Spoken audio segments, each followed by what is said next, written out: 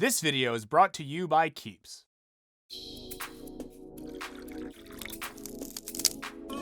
What's up, guys? Michael here. I don't know if you've caught the vibe, but things are starting to feel a bit like the end times are coming for us all, and there's nothing we can do about it. And all those books on your shelf, you're not going to finish those. All the things you have queued up to watch, you're not going to watch them. All the foods you never thought you'd get to eat, you're not going to eat those. And love, kiss it goodbye. Indeed, in recent years, the possibility of us all getting Don't Look Up has become an almost constant fixation in the media. And it's not hard to see why.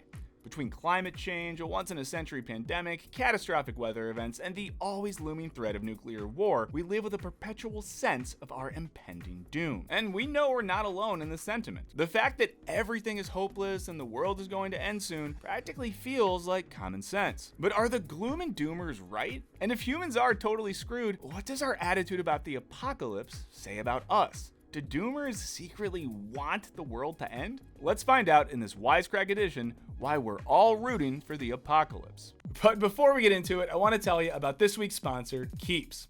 Now, 2 out of 3 men will experience some form of male pattern baldness by the time they're 35. But luckily, Keeps makes it easier and more affordable for guys to prevent hair loss. The process starts with a free consultation with a licensed Keeps doctor who can help decide which treatment plan is right for you. Your hair loss prevention medications conveniently arrive at your door every 3 months, so you don't have to bother with a calendar reminder or tying a string around your finger. Plus, because Keeps offers the generic versions of FDA-approved medications for hair loss, it's more affordable than other treatment options out there. As your treatment plan goes on, you can message your Keeps doctor 24/7 to update them on how it's going and to ask any questions you may have. And it's important to note that while individual results may vary, it typically takes between 4 and 6 months to start seeing results, so get started today to hang on to the hair you have. If you're ready to take action and prevent hair loss, go to keeps.com/wisecrack or click the link in the description to receive 50% off your first order. That's keeps.com/wisecrack. Now, back to the show. Almost as long as humanity has existed, we've been trying to figure out how it's all going to end. The Vikings, for instance, told stories about Ragnarok, the twilight of the gods, which was a series of events that included a great battle, the death of gods like Odin, and the earth ultimately being flooded. The Aztecs, meanwhile, not only believed that the world would end, they believed that it already had ended on 4 previous occasions. First, it was destroyed by jaguars, then by a hurricane, then by a rain of fire, and then by a great flood. This flooding thing is a bit of a theme. Next, it was going to be destroyed in an earthquake. In fact, for the Aztecs, the end of the world was an event which had to be constantly warded off by human sacrifices to help keep the sun alive. But in our opinion, no one else has ever really quite done the end times quite like Christianity. The story of Revelation closes out the Bible, telling us in no uncertain terms that when the end does come, it'll make the final episode of Game of Thrones look like child's play, including lots of fire and dragons. Of course, at the end, Christ returns and redeems everything, and there's no more suffering and death. But this brand new start is, of course, predicated on a bunch of destruction, proving that there's really no such thing as a free lunch. Throughout the past couple of centuries, religious leaders, fringe writers, charlatans, and cultists of various stripes have confidently predicted that all the world was going to end, often on some definite date, and maybe even very soon. In the Middle Ages, some people got really fired up about the year 1000, with the millennium of Christ's birth kicking off a wave of apocalyptic mania that ended up being pretty anticlimactic. Over the course of the next millennium, plenty of the apocalyptic hungry faithful would wrongly believe that the end times had finally come. These included the Millerites, an American doomsday sect from the middle of the 19th century who prepared for the apocalypse not once, but 3 times before eventually giving up and deciding they'd have to commit to being alive. All the time, you might say, was Miller time. Members of the group later founded the Seventh-day Adventist Church, which now claims over 20 million members, 18 million of whom have knocked on your door. Meanwhile, over the course of the 20th century, the apocalypse got even weirder, with groups like Heaven's Gate preaching that the end of the world would be brought about through UFOs, which is definitely more creative than the terrifyingly plausible possibility that the Earth might be destroyed through man-made climate change. But whether or not you're in an actual cult, the sense that we're all about to die has steadily become more universal. But why have people always been so obsessed with the end of the world? One general fact about apocalypse narratives is that even though the end of humankind would be very bad, the apocalypse brings about an ultimately positive result. At the end of the Ragnarok story, 2 human survivors are supposed to repopulate the earth after the flood. After Christ's second coming, death no longer exists. After the UFOs come, the cult members will transcend their physical bodies and realize some sort of paradise in outer space. Plus, matching sneakers and tracksuits.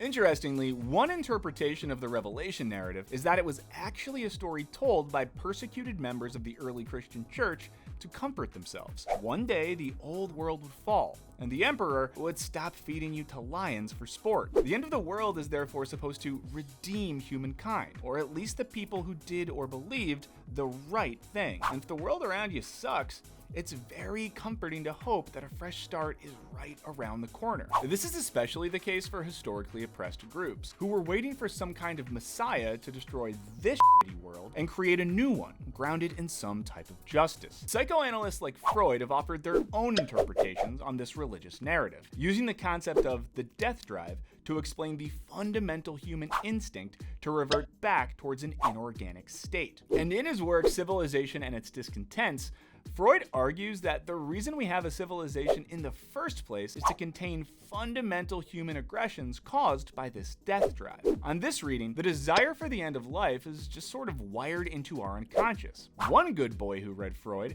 was Frankfurt School critical theorist Theodor Adorno. Adorno lived through the rise of the Nazis, escaped the Holocaust by fleeing to America, which he hated, and witnessed the invention of the atom bomb.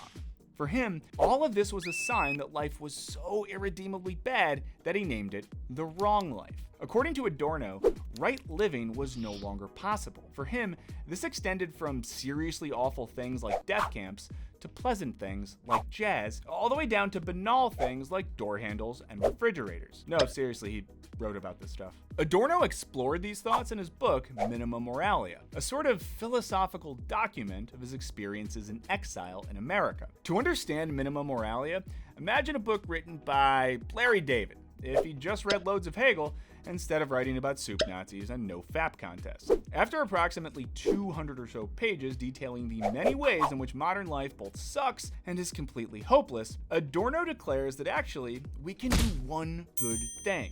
In the book's final section, aptly titled Finale, he writes that the only philosophy which can be responsibly practiced in the face of despair is the attempt to contemplate all things as they would present themselves from the standpoint of redemption. We have to develop perspectives, Adorno said, that displace and estrange the world, reveal it to be, with its rifts and crevices, as indigent and distorted as it will appear one day in the messianic light.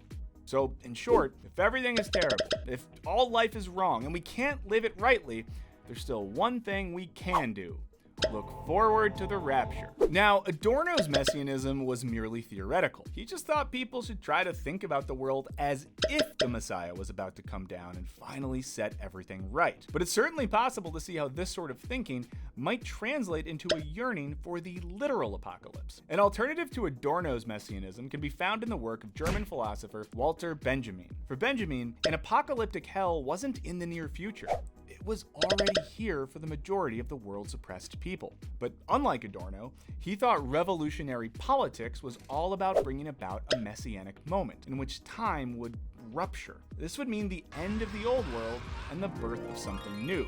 In this way, theological redemption becomes political redemption. Of course, this argument might sound slightly odd when applied to climate change or nuclear war. After all, how are those potentially apocalyptic events supposed to be redeeming? What sort of messianism is to be found in the world burning? And that's not surprising. Humans tend to like being right, to the point where when something huge is on the line, it easily devolves into moral absolutism.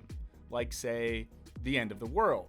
Or, whether pineapple belongs on pizza. The doomer mindset makes its own sort of sense. The doomer has abandoned any possibility of hope, and they may find that comforting. Maybe the world will end. Maybe the world will end soon, but at least if it does, the doomer won't have been wrong. In their minds, the optimistic people, those who thought that maybe the end of the world might have been prevented, will not only have to endure the end of all things, they'll also have been very wrong. As the flaming comets fall to Earth, they'll know they've been played for chumps. But this idea that the world is already definitely ending, an idea shared by our friend Bo Burnham, you say the whole world's ending, honey, it already did, is explored by philosophers and anthropologists writing about the Anthropocene, i.e. the era of Earth that has been marked by humankind's domination of geology and ecology. Many of these theorists think the age of the Anthropocene, and thus humanity, is absolutely coming to an end, and that it's all our fault. Scholar Gregory Marx, in an essay on the end of the world, quotes Deborah Danowski and Eduardo Viveros de Castro as saying that it is certain that, although it began with us, it will end without us. The Anthropocene will only give way to a new geological epoch long after we have disappeared from the face of the Earth. So if the end of the world ever comes, it will almost certainly be our fault. But that's weirdly good news, because even if you don't have a lot of power, you do have some. It might not be obvious what we ought to do, but we do have at least some control over our lives, and thus, in some small way, over the fate of the species as a whole. This is what Jean-Paul Sartre meant when he said that existence precedes essence. While we might find ourselves restricted in many ways, there is something about humanity which makes us free to define ourselves in relation to those restrictions, to spot possibilities for action and choose to actualize them whenever we can. And what happens when we don't embrace that freedom? When we use external circumstances as an excuse for our inaction? That's what Sartre called bad faith. For him, our freedom means that we are without excuse. We are responsible for our own actions, for the good or bad we do within whatever conditions we happen to find ourselves. Doomerism, on the other hand, seeks to give everyone the ultimate excuse. There's no point doing anything since we're all going to die soon anyway. That said, even Sartre shifted his position in his later work, where he tried to fuse the existentialist emphasis on human freedom with a Marxist emphasis on social inequality. He eventually argued that even our freedom can be limited by material conditions, and that it is actually the work of collective human projects to affect any real change in the world. For Sartre, the looming end of the world would be just the type of threat that could unify disparate humans together into what he would call a group infusion. People who previously had nothing in common could be rallied and united in the mission of stopping the apocalypse. For him, this totalizing doom might be just the sort of thing that could lead to an uprising of real collective freedom. So it'd be like if there was, let's say, I don't know, a looming ecological crisis on the horizon that was certain to radically alter all human life, and those humans could get together and use their collective power to stop that thing from happening. Or something like that. Does that sound crazy? Is that a crazy example? That if the world is ending, we get together and we try to fix it? Is that stupid? Am I crazy? Are you crazy? Is anyone? I don't know. So what do you all think? Would the apocalypse really be the ultimate excuse to never pay back our student loans? Do we all really secretly think that the end times are coming? And if so, what does that train of thought do to a culture? Let us know in the comments. Hit that subscribe button like it's the flip top on a can of beans in your fallout shelter, and don't forget to ring that bell. Thanks as always to our patrons for all your support, and if you have not checked out our Patreon page recently, please do. We have a lot of good stuff and we think you'll be really into it. As always, thanks for watching. Later.